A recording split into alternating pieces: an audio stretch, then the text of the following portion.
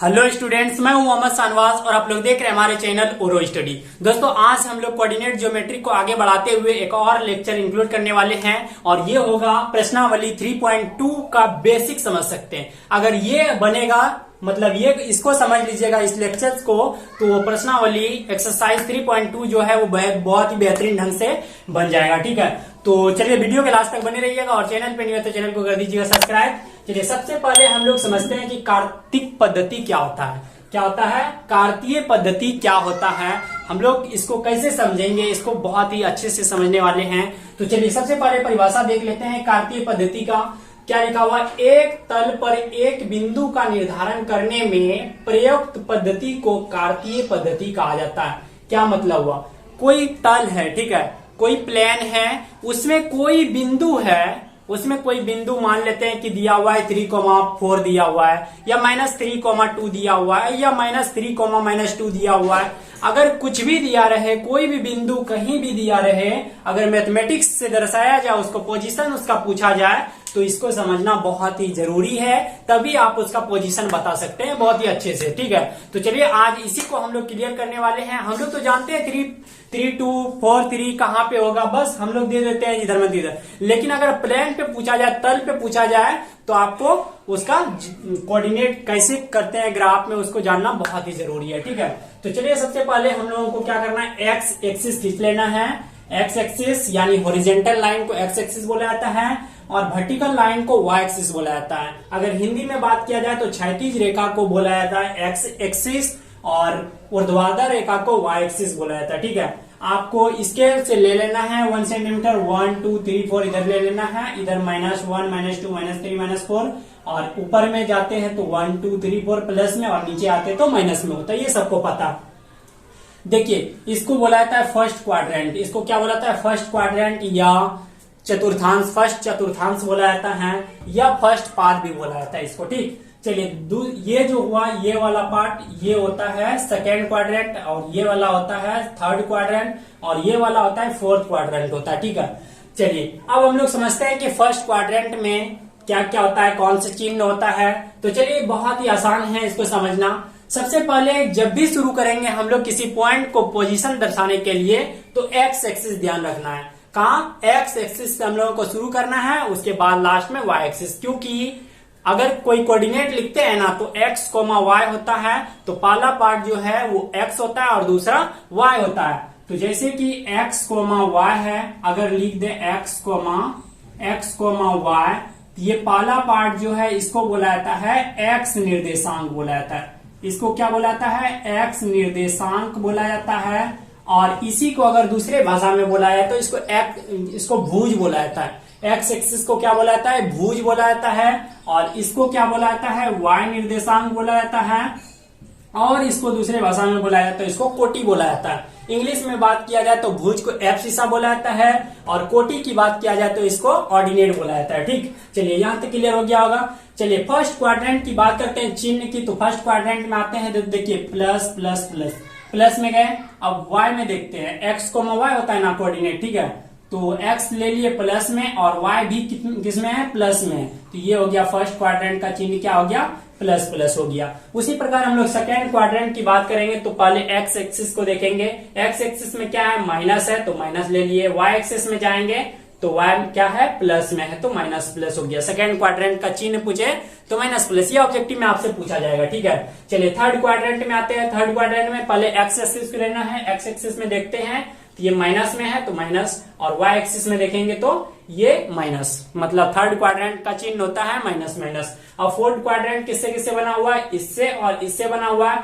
पहले x axis में देखेंगे तो ये प्लस में है और y एक्सिस में देखेंगे तो ये माइनस में है। ठीक, तो ये फोर्थ क्वाड्रेंट हो जाएगा, प्लस माइनस हो जाएगा। आई होप कि आप लोगों ने समझ लिए होंगे बहुत ही अच्छे से। ठीक, चलिए ये भी समझ लिए कि x एक्सिस को भुज बोला जाता है, y एक्सिस को कोटि बोला जाता है। और ये पूरा जो ग्राफ बनाए हम लोग इसको बोला जाता है निर्देशांक तल बोला जाता है। इसको क्या बोला जाता है, निर्देशांक तल। नीचे में लिख लीजिएगा, निर्देशांक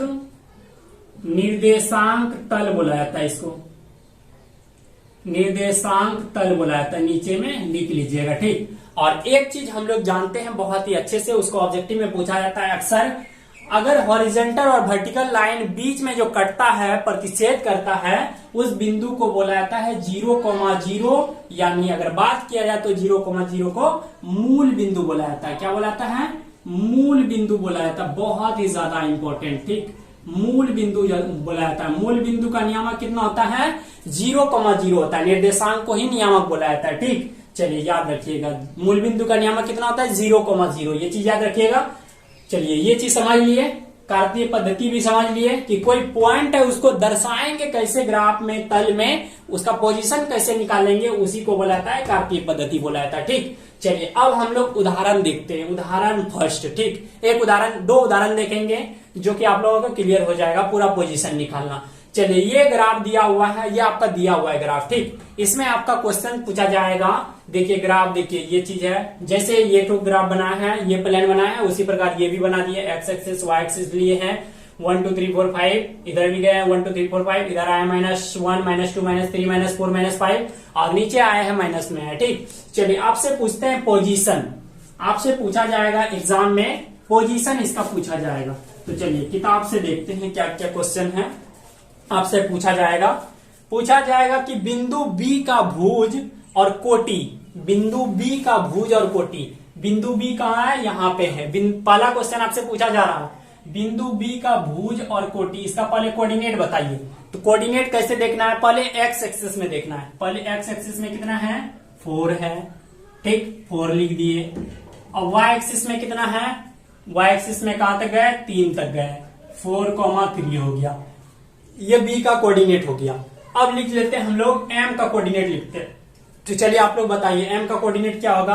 पहले एक्स एक्सिस में देखेंगे तो एक्स एक्सिस में कितना है? -3 है, और वाई एक्सिस में देखेंगे तो कितना है? 4 है, -3,4 हो जाएगा, ठीक। चलिए एल का देखते हैं कोऑर्डिनेट, तो एल का बताइए। पहले एक्स एक्सिस में देखेंगे तो एक्स एक्सिस में हो जाएगा -5, और वाई एक्सिस की बात करें तो ये हो जाएगा -4 हो जाएगा। और अब देखेंगे हम लोग एस का देखेंगे तो एस का हो जाएगा, पहले एक्स एक्सिस में 3 हो जाएगा और वाई एक्सिस में हो जाएगा -4 हो जाएगा। आपका सही है या नहीं आप पता कर सकते हैं।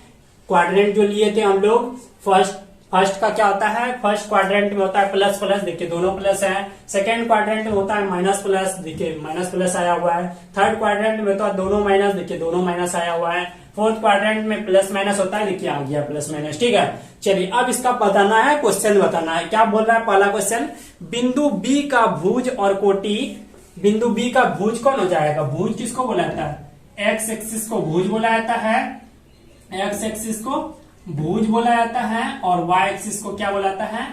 कोटि बोला जाता है। वाई एक्सिस को कोटि बोला जाता है। तो बी का कितना हो जाएगा? भुज हो जाएगा 4, और कोटि हो जाएगा कितना हो जाएगा? 3 हो जाएगा, कोटि 3 हो जाएगा। और इसका कोऑर्डिनेट पूछे तो बी का कोऑर्डिनेट तो हो जाएगा 4,3 हो जाएगा। सिंपल वाली बात है। चलिए दूसरा नंबर क्वेश्चन है, बिंदु एम के एक्स निर्देशांक और वाई निर्देशांक में से बिंदु एम का एक्स निर्देशांक को ही भुज बोला जाता है। ये हो जाएगा एक्स निर्देशांक, आपका एक्स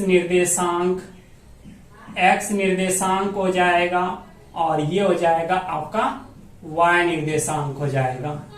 ये क्या हो जाएगा? वाई निर्देशांक हो जाएगा। अगर m का कोऑर्डिनेट पूछे तो क्या हो जाएगा? -3,4 हो जाएगा। चलिए l में आते हैं। अब किसमें है?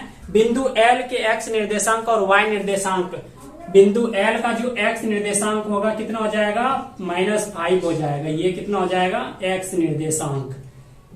निर्देशांक, और y निर्देशांक कौन हो जाएगा? -4 हो जाएगा। y निर्देशांक मतलब कोटि बोला जाता है। याद रखिएगा, एक्स एक्सिस को भुज बोला जाता है, वाई एक्सिस को कोटि बोला जाता है, ठीक। अगर कोऑर्डिनेट पूछे एल का तो कितना हो जाएगा? -5, -4 हो जाएगा। चलिए लास्ट नंबर है बिंदु एस के एक्स निर्देशांक और वाई निर्देशांक। ये हो जाएगा एक्स निर्देशांक, आपका एक्स निर्देशांक, और ये वाला हो जाएगा वाई निर्देशांक हो जाएगा। और एस का आपका कोऑर्डिनेट पूछा जाए तो कोऑर्डिनेट कितना हो जाएगा? 3,-4 हो जाएगा। आई होप कि आप लोगों ने समझ लिए होंगे। अब अपने से बनाने की कोशिश कीजिएगा, तरह तरह का लीजिएगा, पॉइंट लीजिएगा, और उसको ग्राफ में अच्छे से बनाने का कोशिश कीजिएगा। कहाँ पे पोजीशन है, जैसे आपसे पूछ दिया जाए 5,3 बताना है तो कहाँ हो जाएगा? 5,3। पहले एक्स एक्सिस में आता है 5 और वाई एक्सिस में जाएंगे 3, तो यहाँ पे आ जाएगा पॉइंट 5,3, ठीक। इसी प्रकार आप लोगों को ढूंढना है। चलिए दूसरा नंबर हम लोग एग्जाम्पल देखते हैं, तब तक इसका स्क्रीनशॉट ले लीजिए। आप स्क्रीनशॉट लीजिए, आप पहले इधर कर लीजिए, इधर कर लीजिए स्क्रीनशॉट। चलिए अब इधर कर लीजिए। चलिए अब चलते हैं हम लोग दूसरे नंबर उदाहरण को देखते हैं।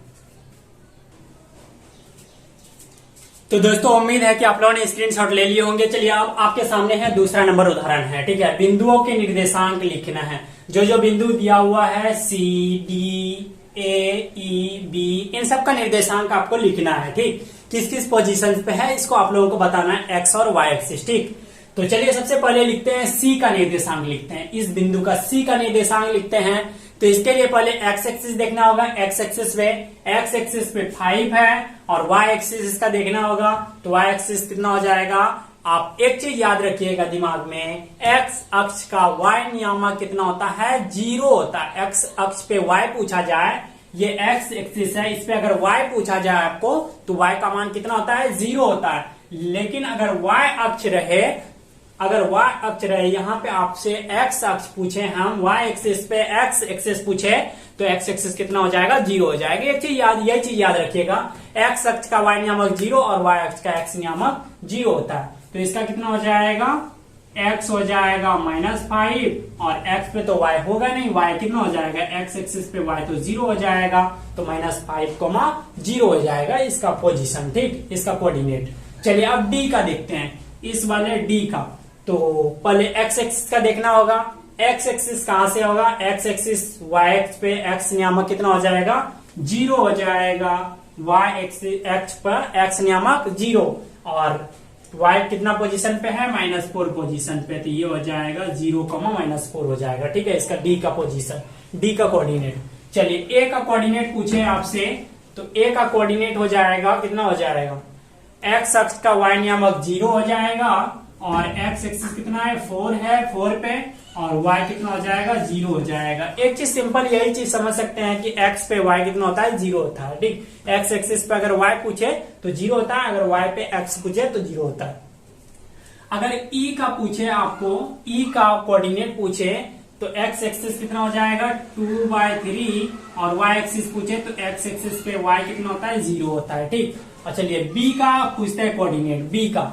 तो x एक्सिस कितना हो जाएगा, x एक्सिस में y है तो x एक्सिस इसका 0 हो जाएगा और y कितना हो जाएगा, 3 हो जाएगा, मतलब 0,3 हो जाएगा, ठीक। तो ये था कुछ आपके सामने बेसिक कॉन्सेप्ट, जो कि ये काफी आसानी होगी प्रश्नावली। जब 3.2 बनाइएगा ना तो उसमें बहुत ये हेल्पफुल होगा ये वीडियो, ये लेक्चर, ठीक है। तो आई होप कि आप लोगों ने समझ लिए होंगे। इसका स्क्रीनशॉट लीजिए और अपने से बनाने का कोशिश कीजिएगा। तरह तरह का एग्जांपल लीजिएगा, ढूंढिएगा नेट में, बहुत सारा एग्जांपल मिलेगा, या अपने ढंग से ले सकते हैं, कुछ भी ले सकते हैं आप अपने से सीखने के लिए।